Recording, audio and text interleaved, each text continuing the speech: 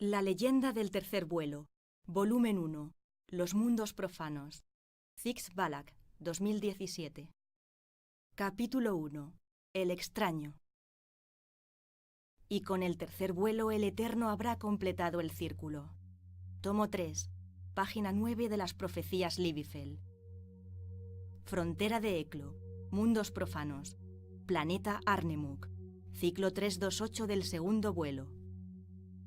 La lluvia arreciaba con fuerza dificultando la travesía por aquella senda donde apenas se intuía ya el camino original. Las hojas húmedas, arrancadas por el viento, formaban una espectacular alfombra natural con ocres y verdes entrelazados. El musgo brillante engalanaba las rocas y los matojos completaban este camuflaje natural. Quedaba poco por ocultar de la que antaño fuera una famosa y estrecha ruta forestal para viajeros sin carro ni montura.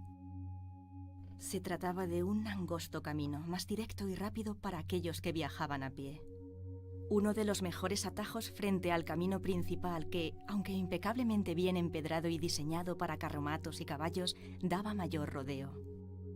La radiante luz del sol del mediodía intentaba inútilmente atravesar las oscuras nubes que arropaban los bosques, sumiéndoles en un sueño de penumbra y tormenta. El viento entonaba una melodía seseante, coreada por las ráfagas de agua de intermitente intensidad. Pese a que el amanecer había transcurrido horas atrás, la relajante mistura de olor a tierra húmeda y el repiqueteo de la legión de gotas alargaban el sueño del bosque. De hecho, parecía que la noche aún gobernaba. Los animales resguardados estiraban las horas de sueño y las plantas, decaídas y cabizbajas, aguardaban que la esfera de fuego solar indicara un nuevo amanecer. Solamente los esporádicos truenos rompían la hipnótica y onírica sensación nocturna que imbuía el orgulloso y frondoso bosque de Durk.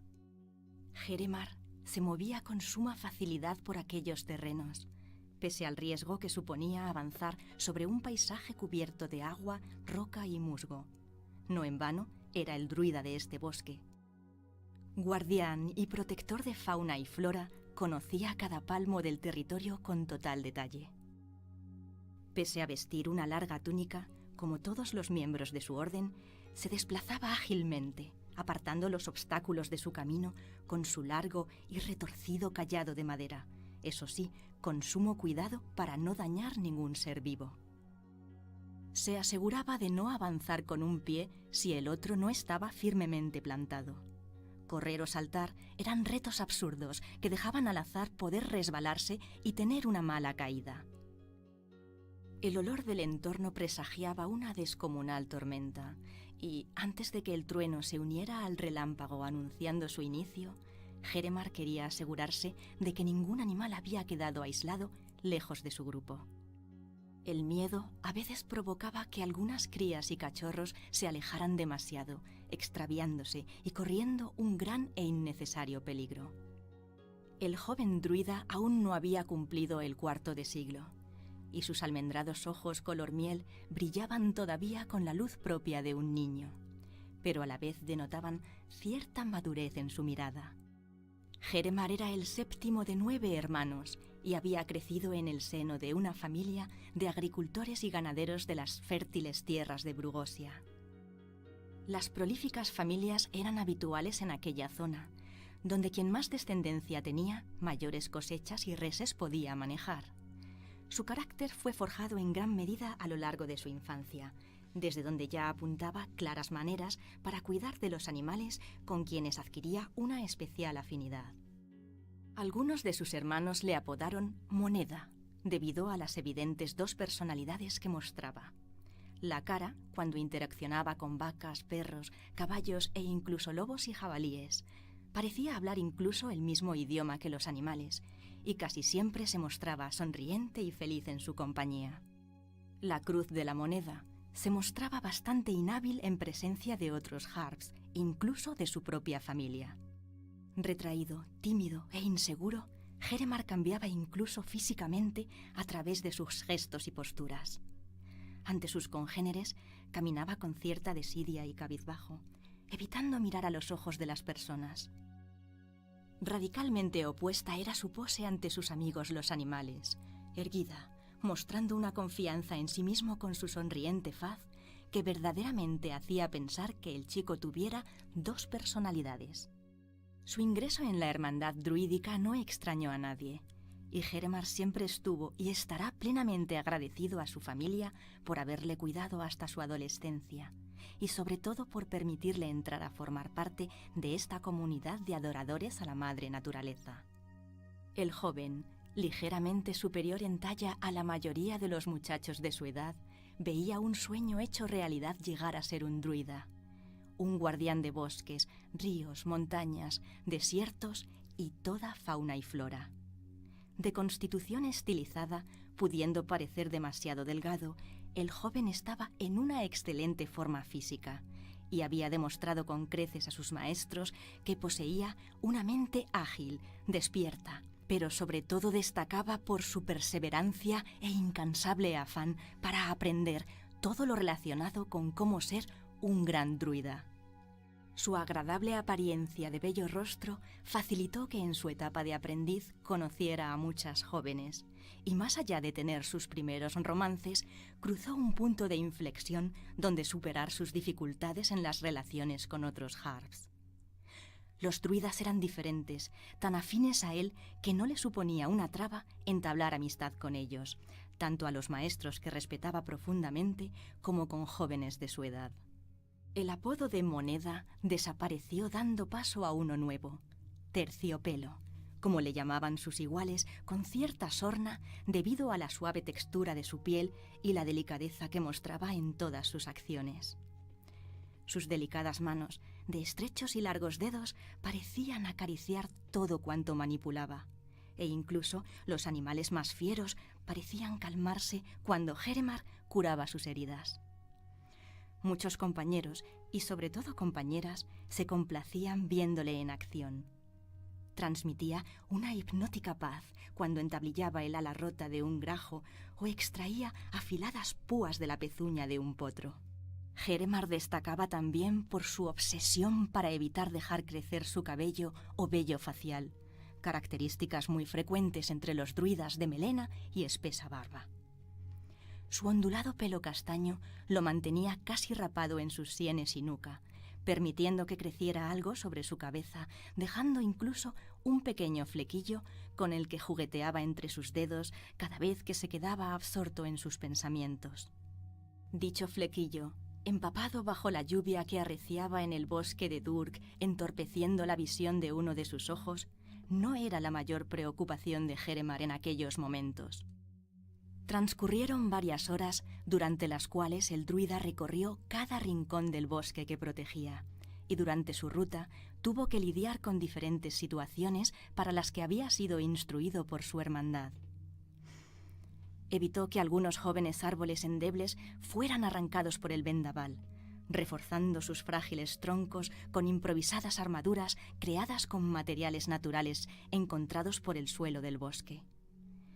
Combinando gruesas y firmes ramas atadas con otras más verdes y finas de gran flexibilidad, estos armazones ayudarían a los arbolitos a soportar sin temor los furiosos envites de la tormenta.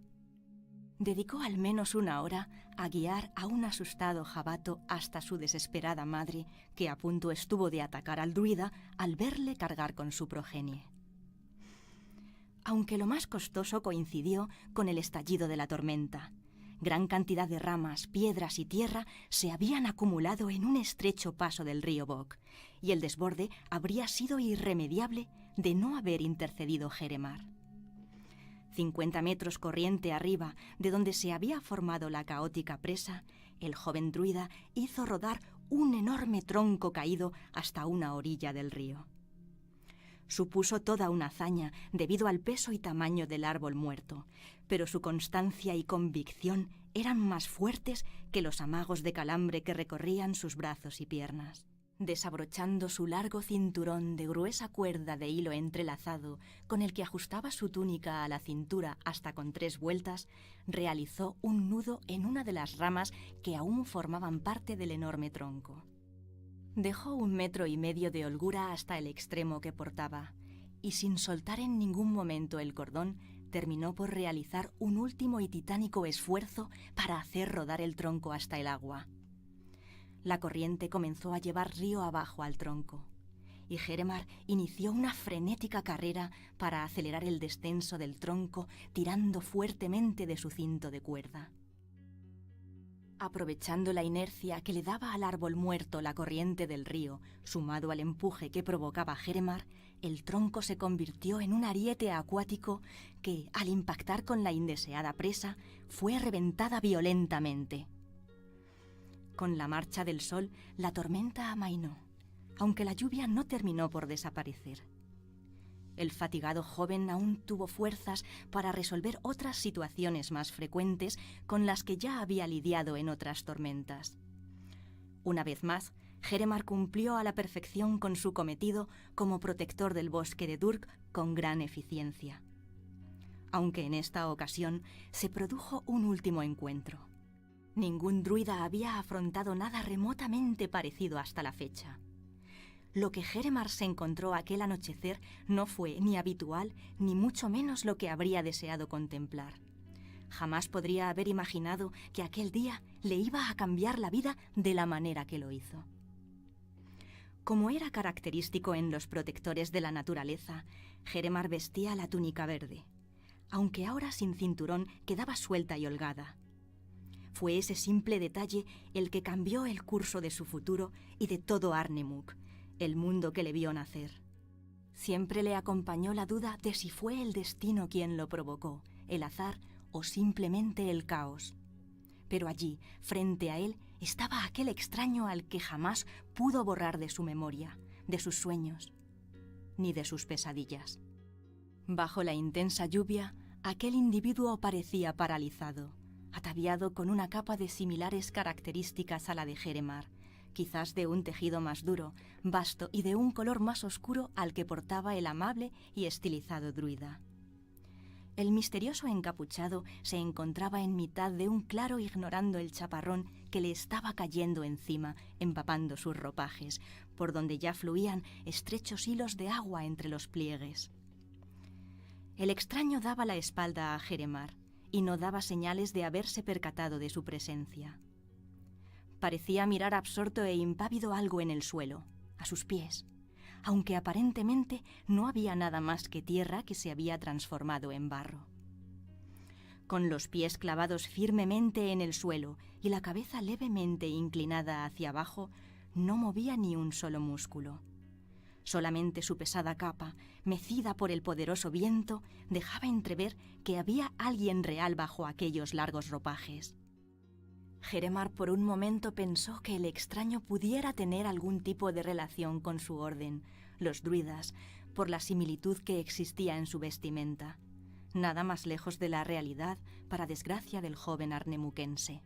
Un tanto inquieto, dado que no era frecuente encontrar otros seres Harps en este entorno, y menos bajo una cruel tormenta, se acercó cauto hacia el misterioso personaje. Este seguía sin inmutarse. Tras avanzar tímidamente unos pasos, como cuando sus hermanos le llamaban moneda, Jeremar se detuvo, anticipando que quizás el extraño pudiera asustarse y reaccionara de manera violenta, sintiendo una presencia furtiva tras él. Así que decidió revelar sutilmente su presencia pisando una rama seca para hacerla crujir. Al instante, el extraño irguió su cabeza y la giró lentamente, solo unos centímetros. No era suficiente aún como para poder intuir su rostro. A Jeremar, cada vez más inquieto, no se le ocurrió en aquel instante otra frase. «Disculpe, ¿se encuentra bien? ¿Puedo ayudarle?»